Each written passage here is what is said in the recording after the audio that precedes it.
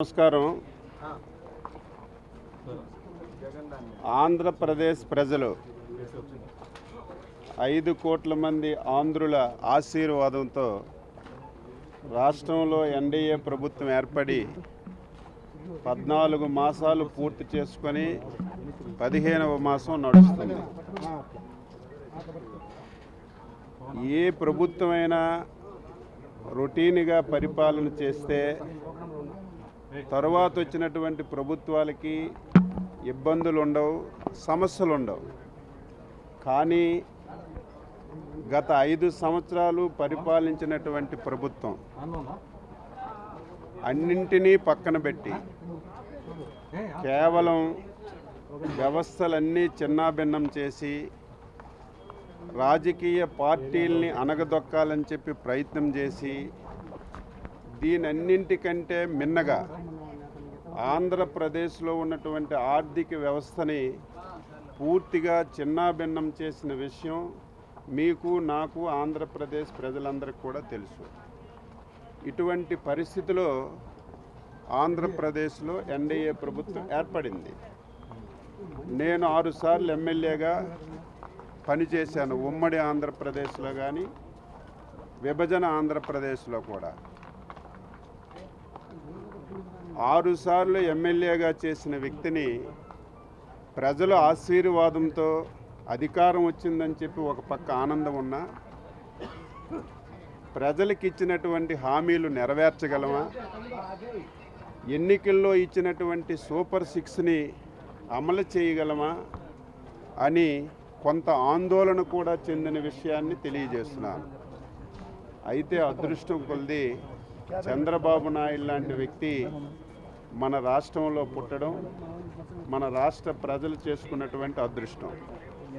దీనికి తోడు ఆంధ్రప్రదేశ్ ప్రజలు 22 మంది పార్లమెంటు సభ్యులకు గెలిపించడం వల్ల కేంద్రంలో కూడా ఎన్డీఏ ప్రభుత్వం ఏర్పడి మన రాష్ట్రానికి గౌరవం పెరగడం వల్ల ఈ 14 మాసాల్లో ఎన్ని సమస్యలు, ఎన్ని ఇబ్బందులున్నా మేము అనుకున్న దానికంటే, మనం ఊహించిన దానికంటే సంక్షేమాన్ని, అభివృద్ధిని చేసిన విషయం మరొకసారి తెలియజేస్తున్నాను.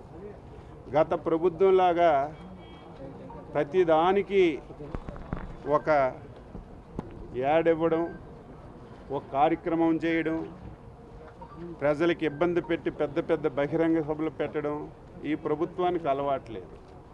మా ముఖ్యమంత్రి గారు ఆలోచన ఏంటంటే, ఏ కార్యక్రమం చేసినా సరే మనమే ప్రజల దగ్గరికి వెళ్ళి, మనమే ప్రజలతో ఇంటరాక్ట్ అయ్యి ప్రజల సమస్యలు తెలుసుకోవాలనేదే ప్రభుత్వ ఉద్దేశం. అందులో భాగంగా 14 మాసాలు కూడా చేశాం. అయితే ఈరోజు ఈ సభ ఈ 14 మాసాల్లో ఎన్నికల్లో ఏదైతే ఎన్డీఏ పార్టీలు ప్రజలకు ఇచ్చినటువంటి హామీలు ఏవేవి నెరవేర్చాం, ఏ విధంగా అభివృద్ధి చేశాం, ఒకసారి ఆంధ్రప్రదేశ్ ప్రజలకి, దేశానికి తెలియచేయాలని ప్రధానమైనటువంటి ఉద్దేశంతోనే ఈరోజు ఈ సభని ఏర్పాటు చేశామని చెప్పి తెలియజేస్తున్నాను. ఎంత బాధ కలుగుతుందంటే, అసలు ఈ రాష్ట్రంలో ఉన్నారా, గతంలో 5 సంవత్సరాలు పరిపాలన చేసినటువంటి అనుభవం కొద్దిగైనా ఉందా, ఏది పడితే అది మాట్లాడితే ప్రజలు విశ్వసిస్తారని భావించి మాట్లాడుతున్నారు, అర్థం కావడం లేదు. గత ప్రభుత్వంలో పనిచేసినటువంటి జగన్మోహన్ రెడ్డి నుంచి ప్రతి ఒక్కరు కూడా ఒకటే మాట తీసుకుంటున్నారు. ఎన్డీఏ ప్రభుత్వం వచ్చింది, 14 మాసాలు అయ్యింది, సూపర్ 6 అనే హామీలు ఇచ్చారు. సూపర్ 6లో ఒక్క హామీ కూడా నెరవేర్చలేదని నిస్సిగ్గుగా ప్రజలు నవ్వుకుంటారనే ఆలోచన లేకుండా ప్రతి ఒక్కరూ మాట్లాడుతున్నారు. దానికి సమాధానంగా ఈరోజు మేము ఈ సభ పెట్టాం. ఈ సభ నామకరణం కూడా సూపర్ 6 సూపర్ హిట్. ఇదేదో ప్రచారం గురించో లేకపోతే ఆర్భాటం గురించో చేస్తున్నటువంటి సభ కాదు. ప్రతి ఒక్కరికి తెలియచేయాలి, చేసిన పనులు ప్రజలకు చేరాలని ప్రధాన ఉద్దేశంతో పెట్టుకున్నాం. ఏదీ చేయలేదంటున్నారు. 3,000 పెన్షన్ 4,000 చేశాం. 14 మాసాలుగా ప్రతి నెల ఇస్తున్నాం. 3 సిలిండర్లు అని చెప్పాం. ఇచ్చిన మాట ప్రకారం 3 సిలిండర్లు మహిళలకు ఇస్తున్నాం. ఈ నెల నుంచి సిలిండర్ కొనుక్కునే తర్వాత మహిళలకి డబ్బులు పడాయి. కానీ దీనివల్ల కూడా మహిళల్లో సాటిస్ఫాక్షన్ రావటం లేదు. ఇచ్చింది మనం ఇస్తున్నాం, ముందే మహిళలకి డబ్బు ఇస్తే వాళ్ళే కొనుక్కుంటారు, అది బాగుంటుందన్న ఆలోచనతో దాన్ని కూడా మార్పు చేసి ఇక నుంచి గ్యాస్ సిలిండర్ డబ్బు ముందే మహిళల అకౌంట్లో వేసి ఆ కార్యక్రమాన్ని ఈ రాష్ట్రంలో విజయవంతం చేసిన విషయం ఈ సందర్భంగా తెలియజేస్తున్నాను. ఈరోజు ఎవ్వరూ నమ్మలేదు. ఎందుకు నమ్మలేదంటే గత ప్రభుత్వం చేసినటువంటి మోసాన్ని చూసి. ఆ రోజు జగన్మోహన్ రెడ్డి ఎవరైతే పిల్లలు చదువుతున్నారో చదువుకున్నటువంటి పిల్లలకి ప్రతి సంవత్సరం 15,000 ఇస్తామని చెప్పాడు. అది కూడా ఎంతమంది చదువుకుంటే అంతమందికి ఇస్తానని చెప్పి మోసం చేసి ఒక్కలకే 3 సంవత్సరాలు ఇచ్చి తప్పించుకున్నాడు. ఈ ప్రభుత్వం కూడా అదే విధంగా చేస్తుందోనేమని నమ్మలేదు. కానీ చంద్రబాబు నాయుడు మాట ఇచ్చాడంటే ఎట్టి పరిస్థితిలో తప్పడు. ఇచ్చిన మాట ప్రకారం 15,000 రూపాయలు ఎంతమంది పిల్లలుంటే అందరికీ తల్లికి వందనం కింద ఇచ్చి ఈరోజు సూపర్ 6 హామీని నెరవేర్చుకున్నాం. మొన్ననే మీ అందరికీ తెలుసు అన్నదాత సుఖీభవ. గత ప్రభుత్వంలాగా మేము అధికారంలోకి వస్తే 12,500 ఇస్తామని చెప్పి అధికారంలోకి వచ్చిన తర్వాత 7,500 ఇచ్చారు. మేము ఎన్నికల్లో చెప్పాం, మాకు ఓటేసి గెలిపిస్తే 20,000 ఇస్తాం, మేము 14,000, కేంద్ర ప్రభుత్వం 6,000 కలిసి 3 విడతలుగా ఇస్తామని చెప్పి ఇచ్చిన మాట ప్రకారం మొన్న మొదటి విడతగా రైతుకి 7,000 రూపాయలు ఇచ్చి ఆ మాట కూడా నిలబెట్టుకున్నాం. ఏదైతే సూపర్ 6లో ఇచ్చినటువంటి హామీలన్నీ నెరవేర్చుకుంటూ 5 సంవత్సరాలు ఈ రాష్ట్రం అభివృద్ధికి దూరమైంది. ఈ రాష్ట్రంలో ప్రధానమైనటువంటి శాఖలన్నీ పూర్తిగా తాళం వేసి మూలన పడేశారు. అందులో ఇరిగేషన్ ప్రధానమైనటువంటి శాఖ. 5 సంవత్సరాలు ఒక ప్రాజెక్టు కట్టలేదు, ఒక కాలువలో మట్టి తీయలేదు, ఒక్క ఎకరాకి అదనంగా సాగు ఇవ్వలేదు. ఈ 14 మాసాలు మొత్తం స్ట్రీమ్లైన్ చేసి మళ్ళీ ప్రాజెక్టులన్నీ గాడిలో పెట్టి ఈరోజు మళ్ళీ చివరి ప్రాంతాలకి నీరిచ్చే కార్యక్రమం తీసుకున్నాం. అందులో ప్రధానమైనటువంటిది హంద్రీనివా. ఇది సజీవ సాక్ష్యం.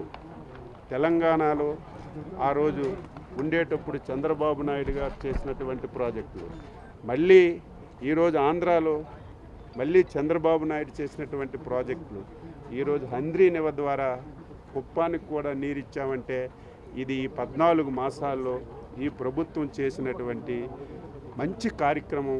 ఇది ప్రజలందరూ కూడా తెలుసుకున్నారు.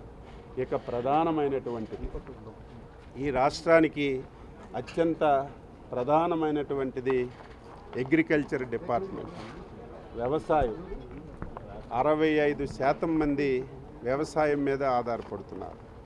5 సంవత్సరాలు ఈ రంగాన్ని పూర్తిగా భ్రష్టు పట్టించి శాఖకు తాళం వేసి ఈరోజు 14 మాసాలుగా అనేకమైనటువంటి సమస్యలు ఈ రాష్ట్రంలో వచ్చాయి.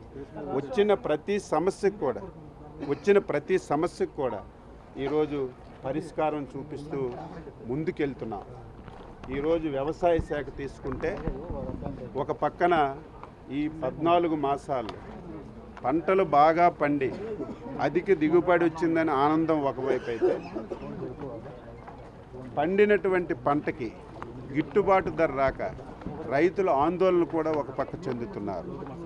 గతంలో ఏ ప్రభుత్వం కూడా ఒక పంట మీద ఒక సమస్య వచ్చేటప్పుడు పట్టించుకున్నటువంటి దాఖలాలు లేవు. ఈ సంవత్సరం మా డిపార్ట్మెంట్లో 5 పంటలకి సమస్యలు వచ్చాయి, రైతులు ఇబ్బంది పడ్డారు.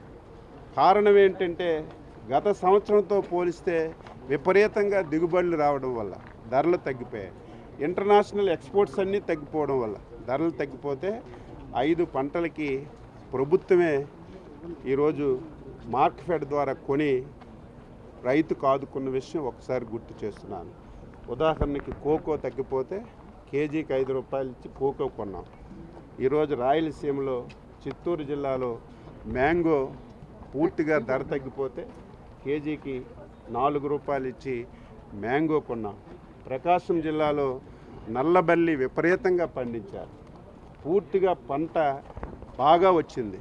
ధరలు తగ్గిపోతే గతంలో ఎప్పుడు ఈ రాష్ట్రమే కాదు దేశంలో ఎక్కడ ప్రభుత్వం నల్లబల్లి కొన్ని సందర్భాలే 200 కోట్లు పెట్టి నల్లబల్లి కొని అక్కడ రైతుకు ఆదుకున్నాం. ఈరోజు మనకి ప్రధానమైనటువంటి సమస్య రాయలసీమలో ఉల్లి. మనం ఊహించిన విధంగా ఉల్లి ప్రొడక్షన్ వచ్చింది. వర్షాలు బాగా పడ్డాయి, తొందరగా హార్వెస్ట్ చేశారు. దీనివల్ల ఉల్లి ధర అంతా తగ్గిపోయింది. ఈ దేశంలో ఎక్కడ కూడా ఉల్లి కొనే పరిస్థితి లేదు. కానీ రైతు నష్టపోతున్నాడని ఉల్లికి కూడా 12 రూపాయలు చొప్పున పెట్టుబడి ఎంతైతే అవుతుందో ఆ రేటు కొనాలని ఈరోజు ప్రభుత్వం నిర్ణయం చేసి ఉల్లి కూడా కొంటున్నాం. దాన్ని కూడా రాజకీయం చేస్తున్నారు. ఇక ప్రధానమైనటువంటిది ఎరువులు. ఈరోజు దేశంలో ప్రధానమైనటువంటి సమస్య ఎరువులు, యూరియా డిస్ట్రిబ్యూషన్. ఇదేదో ఆంధ్రప్రదేశ్ కాదు, దేశంలో అన్ని రాష్ట్రాల్లో జరుగుతుంది. మన అదృష్టం ఏమిటంటే ఎన్డీఏ ప్రభుత్వం ఉంది, చంద్రబాబు నాయుడు గారు ఉన్నారు కాబట్టి ఎప్పటికప్పుడు కేంద్ర ప్రభుత్వంతో మాట్లాడి ఈ రాష్ట్రానికి అవసరమైనటువంటి ఎరువులన్నీ కూడా తెస్తున్నాం. అయితే కొన్ని సమస్యలు, ఇబ్బందులు వచ్చాయి. మనకి ఏదైతే జూలైలో 50,000 రావాల్సింది రామగుండం ఫ్యాక్టరీ మూతపడి రాష్ట్రంలో దేశంలో ఉన్నటువంటి సమస్యల వల్ల రాలేదు. ఆగస్టులో ఒక 80,000 మెట్రిక్ టన్నులు రాలేదు. దీనికి తోడు కొన్ని జిల్లాలు ఏదైతే ప్రధానమైనటువంటి గుంటూరు, ప్రకాశం, కృష్ణా జిల్లాల్లో విపరీతమైనటువంటి వర్షాలు వచ్చి ఒకసారి వేసినటువంటి యూరియా అంతా ముంపుకు పోయింది. మళ్ళీ సెకండ్ టర్మ్ వారికి కావాల్సినటువంటి పరిస్థితి వచ్చింది. ఇన్ని సమస్యలున్నా సరే ఎప్పటికప్పుడు ఈరోజు కేంద్ర ప్రభుత్వంతో మాట్లాడి ఈరోజు యూరియాని అందుబాటులో పెడుతున్నాం. అయితే రైతులు కూడా అర్థం చేసుకోవాల్సినటువంటి అవసరం ఉంది. రైతులు కూడా ఆందోళనతో ఉన్నారు. ఎందుకంటే ఎక్కడా యూరియా దొరకటం లేదు. మన రాష్ట్రంలో కూడా దొరకదేమో, రేపు భవిష్యత్తులో రాదేమో అని రైతులు ఆందోళన చెంది ఒకసారి వేయవలసినటువంటి యూరియా, రెండవసారి వేయవలసినటువంటి యూరియా, మూడవసారి వేయవలసినటువంటి యూరియా ఒకేసారి తీసుకొని వాళ్ళు నిల్వ చేసుకుంటున్నారు. దీనికి తోడు కొన్ని దగ్గరలో అయితే రేపు రబీకి కూడా కావలసినటువంటి యూరియా నిల్వ చేసుకుంటున్నారు. దీనివల్ల సమస్యలు వచ్చాయి. అందుకే ప్రభుత్వం ఈ రాష్ట్రంలో ప్రతి గ్రామానికి వ్యవసాయ శాఖను పంపించి ఈరోజు ఏదైతే శాస్త్రజ్ఞులు చెప్పిన విధంగా యూరియా ఎక్కువ వాడడం వల్ల ఈరోజు అనేక జబ్బులు వస్తున్నాయి. అందులో క్యాన్సర్ విపరీతంగా వస్తుంది. ఏదో కేంద్ర ప్రభుత్వం మనం అడిగినంత ఇస్తుంది కాబట్టి మనం యూరియా విపరీతంగా వేయచ్చు, వేస్తే మనకి పంట బాగా వస్తుందని విపరీతంగా వాడుతున్నారు. దీని మీద అవగాహన కల్పిస్తున్నాం. ఇప్పటికే ఈ రాష్ట్రంలో 2 మాసాల నుంచి యూరియా సప్లై చేస్తున్నాం. ఈ రోజు కూడా 80,000 మెట్రిక్ టన్నులు ప్రతి జిల్లాలో, ఏ జిల్లాలో, ఏ ఆర్ఎస్కేలో, ఏ ప్రైవేట్ డీలర్ దగ్గర, ఏ పిఏసిఎస్లో ఎంత నిల్వలు ఉన్నాయో స్పష్టంగా జిల్లా యంత్రాంగానికి, వ్యవసాయ శాఖ అధికారులకి ఆదేశాలు ఇచ్చి పంచమని చెప్పాం. ఇంకా డిమాండ్ ఉంది.